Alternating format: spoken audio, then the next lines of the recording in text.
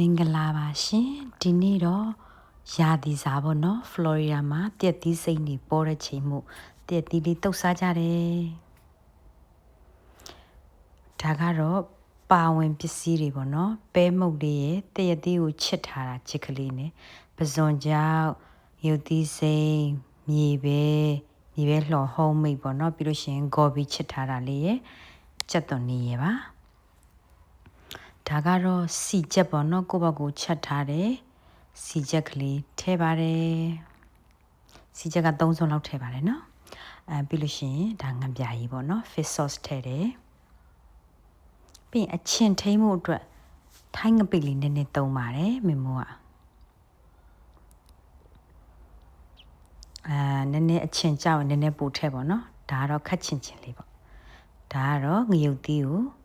စီတက်ထားတာလေးနည်းနည်းထည့်လိုက်တယ်ငရုတ်သီးမဟုတ်လည်းထည့်တယ်နော်ပြီးလို့ရှိရင်တော့နေလို့ရပါပြီခုနထည့်လိုက်တဲ့ငံပြားကြီးအနေထားကိုနည်းနည်းလေးထပ်ပေါက်ရတယ်အဲ့ဒါဆိုရင်တော့ကွက်တိပဲပေါ့နော် Look how beautiful အရန်စားကောင်းတယ်အဲ့ဒီတီထုတ်ကလေးသိလားဟို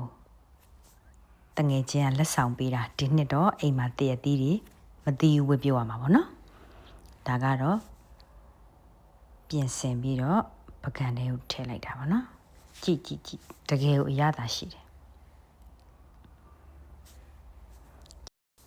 ဒါနေပြီးတော့ပကံလေးကိုထည့်တာပေါ့နော်ပြီးတော့ဗာလဲဆိုကိုယ့်ရဲ့ favorite ဒါက homemade ကြက်သွန်ကြော်ကျွတ်ကလေးကိုမမောကအတုပ်တွေဆိုအဲ့လိုလေးဖြူးလိုက်ရမှာperfect ဖြစ်တယ်ပေါ့နော်စားလို့လည်းအရန်ကောင်းတယ်ထမင်းပူပူလေးရဲ့ဒီအတုပ်ကလေးရဲ့ရင်နွေးချမ်းလေးရဲ့ဆိုရင်ပြောမဆိုပြည့်စုံနေပါပြီThank you for watching